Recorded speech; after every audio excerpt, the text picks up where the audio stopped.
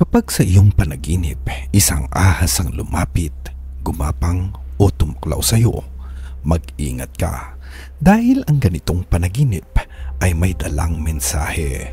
Hindi lang mula sa iyong subconscious mind, kundi posibleng mula rin sa isang puwersang hindi mo nakikita.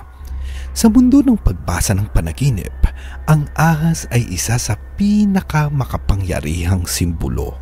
Maaari itong magpahiwatig ng tukso, pagtataksil o panganib na paparating. Kung sa panaginip mo, ang ahas ay nasa paligid mo lang at hindi umaatake, ito ay isang senyales na may taong lihim na nanunood sa iyo. Maaaring kaibigan, katrabaho o kamag-anak na hindi mo alam ay may ibang hangarin laban sa iyo. Kung ang ahas ay kumagat o tumuklaw naman sa iyo sa panaginip mo, ito ay isang babala na may paparating na problema o pagtaksil mula sa isang taong pinagkakatiwalaan mo. Minsan, ito rin ay tanda ng biglaang pagsubok sa kalusugan. Kaya mahalagang mag-ingat, ngunit hindi palaging masama ang kahulugan ng ahas. Sa ibang interpretasyon, lalo na kung ito ay naghuhubad ng balat o nagpapalit ng balat, ang ahas ay sumisimbolo ng bagong simula, pagbabago ng buhay, paghihilom ng sugat sa puso o pag-alis ng mga taong hindi na nakakatulong sa iyong pag-unlad. Kung napaginipan mo ang ahas, suriin mo muna ang taong nasa paligid mo.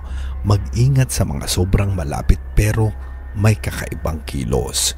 Kung ito ay positibong panaginip, maaaring ito ang panawagan na iwanan mo ang luma at yakapin ang bago. Huwag mo ring kalimutan na bantayan ang iyong kalusugan at emosyon dahil madalas ang panaginip ay sumasalamin sa kung ano ang nangyayari sa ating loob. May ahas ka bang nakita sa panaginip mo ng nakaraang gabi? Ibahagi mo na sa comment na ito at alamin natin kung pareho ang mensahe na natanggap mo. At kung gusto mo pang malaman ang iba pang nakakakilabot na kahulugan ng panaginip, manatili ka rito dahil marami pa akong ipupunyag sa iyo. Maraming salamat at nakaabot ka rito. Kung nagustuhan mo ang ating video ay huwag mo sanang kalimutang mag-subscribe at i-ring mo na din ang bell upang lagi kayong updated sa mga bago nating video. Maraming salamat.